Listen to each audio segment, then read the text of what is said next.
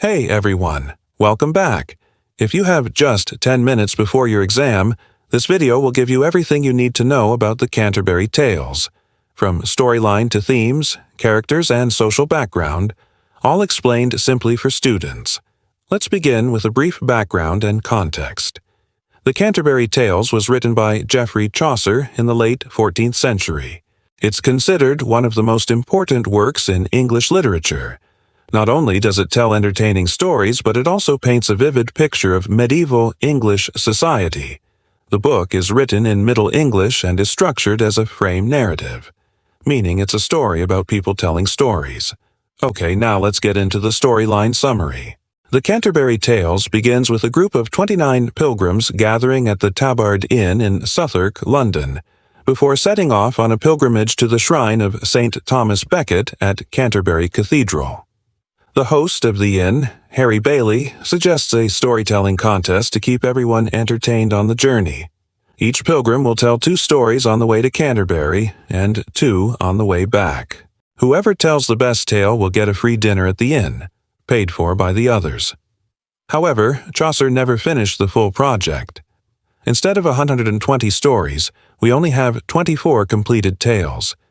Each tale reflects the character of the storyteller, and together they create a lively and realistic picture of English society in Chaucer A.S. time. Some famous tales include The Knight's Tale, a romance about 2 knights, Palamon and Arcite, who both fall in love with the same woman, Emily. It shows themes of love, fate, and chivalry. The Miller's Tale, a comic bawdy story about a carpenter, his young wife, and 2 men competing for her love. It satirizes lust and foolishness. The Wife of Bath's Tale, a knight who mistreats a woman is punished and must discover what women most desire. It explores themes of marriage, power, and female authority. The Pardoner's Tale. 3 men search for death but end up finding greed and betrayal. It's a moral story about the dangers of greed. So each tale is different in tone. Some are serious, others are comic, but together they reflect medieval life and values. Now let's look at the main characters, or pilgrims. There's the knight, a noble, honorable warrior who represents chivalry and the ideal medieval gentleman. The Wife of Bath, one of the most famous characters. She's confident, witty, and challenges traditional ideas about women. Having been married 5 times, she speaks passionately about female power.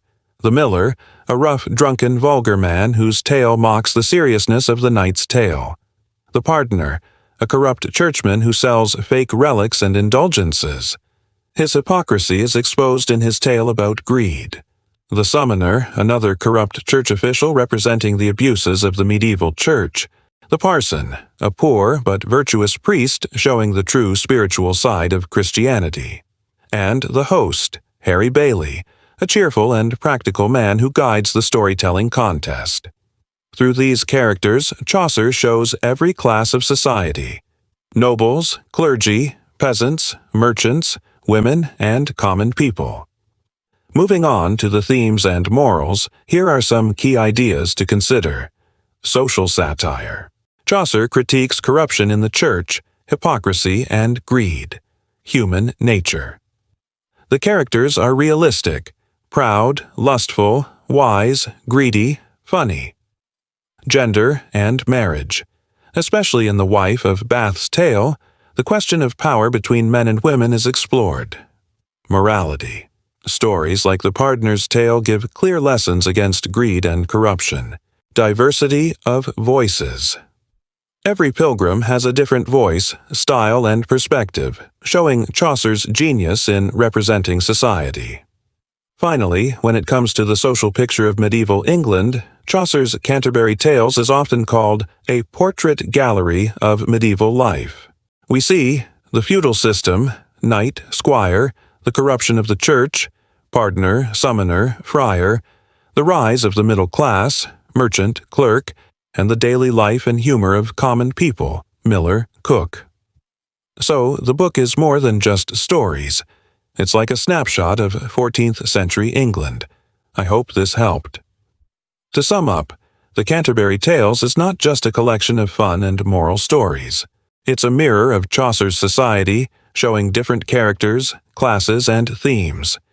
If you remember the frame story, key characters like the knight, wife of Bath and Pardoner, plus the major themes of corruption, morality, and human nature, you're ready for your exam. Good luck. Thanks for watching. Don't forget to like, share, and subscribe for more quick exam-friendly literature guides.